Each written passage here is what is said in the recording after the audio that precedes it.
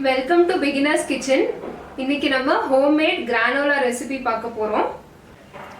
Granola செய்ய தேவையான ingredients rolled oats or quick oats 1.5 cups, nuts of your choice, almonds, cashews, pista என்ன வேணா எடுத்துக்கலாம், ஒரு 1/2 cup அளவுக்கு.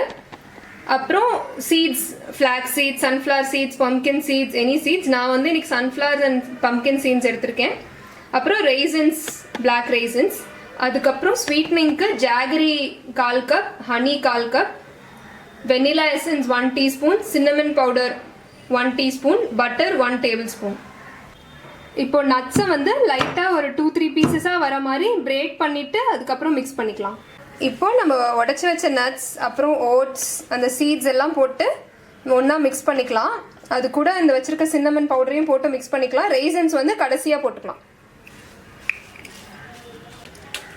இப்போ சிரப் பண்ணிக்கலாம். ஃபர்ஸ்ட் வச்சிருக்க ஜாகரியை போட்டுட்டு அது கூட ஹனி ஆட் பண்ணிக்கலாம். ஒரு 1 டீஸ்பூன் டேபிள் ஸ்பூன் அளவுக்கு பட்டர் போட்டுக்கலாம். போட்டுட்டு லோ ஃப்ளேமில் அது நல்லா மெல்ட் ஆகிற வரைக்கும் குக் பண்ணலாம். அதில் ஒரு 1 டீஸ்பூன் அளவுக்கு வெனிலா எசன்ஸ் விட்டுக்கலாம். இப்போ அவனில் வந்து 160 டிகிரியில் வந்து ப்ரீஹீட் பண்ணிக்கலாம். இப்போ இந்த மிக்சர் பார்த்தீங்கன்னா நல்லா மெல்ட் ஆயிடுச்சு. இப்போ இந்த ஓட்ஸ் அண்ட் நட்ஸ் மிக்சரோட இதை போட்டு நான் மிக்ஸ் பண்ண போகிறேன்.